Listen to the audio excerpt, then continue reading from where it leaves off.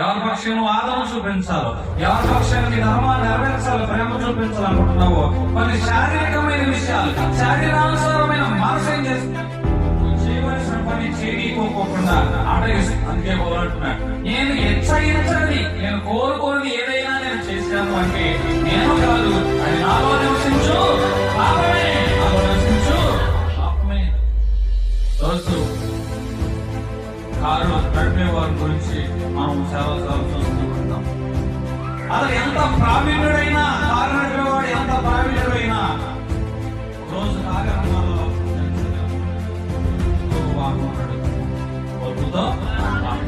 నువ్వు ఎంత ప్రావీణ్యుడు అయినా సరే వేగంగా వాహనం నడిపే క్రమంలో మరొక వాహనాన్ని క్రాస్ చేసే క్రమంలో ఆ వేగం ఏం చేస్తుందంటే నిన్ను, నీ కుటుంబం అనాథ చేస్తుందేమో, ఇటువంటి నీ కుటుంబాన్ని రోడ్డు పాలు చేస్తుందేమో.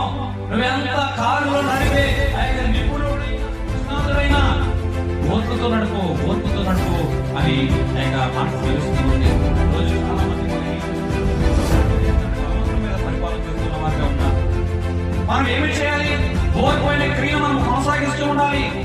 మన జీవితంలో ఓర్పు అనే క్రియ ఎంత బలహీనలు మనపై వ్యతిరేకంగా మన మీద పెత్తనం చేస్తూ ఉన్నాం కూడా ఓర్పు అనే క్రియను మనం కొనసాగించుకుంటూ ముందుకు వెళ్ళివారముగా ఉండాలి.